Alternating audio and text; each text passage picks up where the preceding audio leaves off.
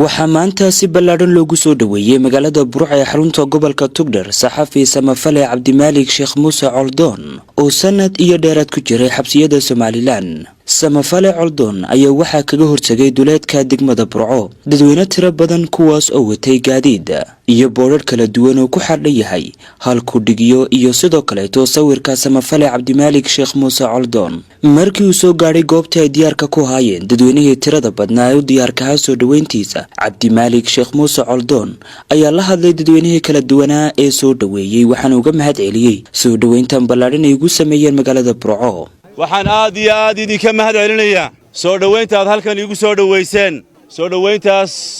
oo muuqaalkeedu ka tarjumayo inta ay leeg tahay heerka ay leeg tahay darajada ay tahay aad iyo aad baad idinku mahad celinayaa qaybaha kala duwan ee bulshada magaalada Burco oo aanan halkan ku magacaabi karin mid qof iyo dhinac iyo hay'ad dadkii reer Burco ayaa halkan igu soo dhaweynaya waad mahadsantiin dhammaantiin waad mahadsantiin habeen ay khamiisi soo galayso maanta oo kalena ay 17 bisha afraad ahayd oo ay noqonayso 18 bisha afraad 2019 ayaa wadadan horteena la igu qaaday gaari anigoo ka tiinadaysan waxaanan soo noqday anigoo gacmaha taagaya maanta gaari baan saarnaa waan xidhxidhnaa keligay baana leewatay maantana waxa weeye reer Burco dhan bay soo baxday waa guul xagga Rabbi ka timid markii ugu dambeysay magaalada Burco aan si nabada ku dhex maro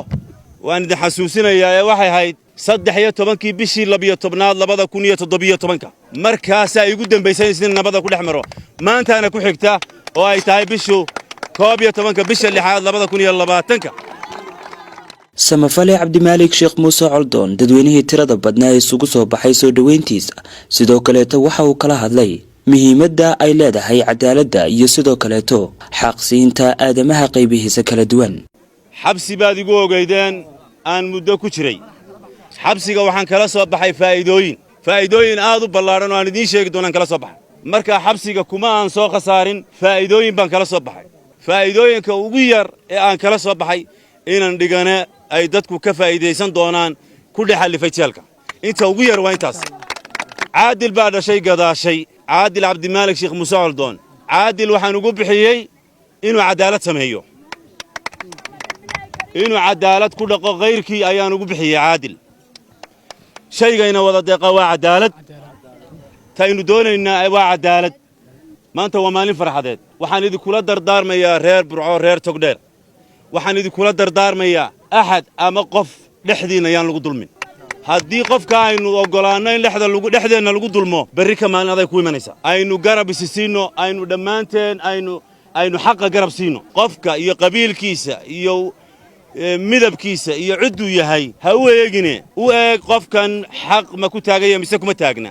qofkan ma la dulmay mise lama dulmin weligiin aynu dhammaanteen qofka inaga mida aynu muxuu ahaayay garab siino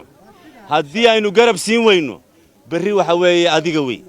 waxaad halkan ku jooga sidaad u soo baxdeen waxaad tihiin dadkii intii aan xidhnaa garabka isiinayay mid duceeya mid wax qora mid si uu igu heliya aanan ogeyn ilaahay baa og ilaahay khayraad ku abaalmariyo sidoo kale Cabdimaalik Muuse Coldoon oo sii wata hadalkii uu jeedinayay dadweynihii soo dhaweynayay ayaa waxa uu tilmaamay in waqti xadirkani uu furay bog cusub taas oo aan macnaheedu aanu ka dhignayn buu yiri in laga aamusayo xaqa wixii igu dhacay u qaadi maayo cidna kula xisaabtami maayo sidana la igu sameeyay oo waan kugula xisaabtamaya ama colaad baan kugu sameynaya ama waxa weeye waan ka argoosanaya waxa weeye bogga waan xidhay waxaanan furay bog cusub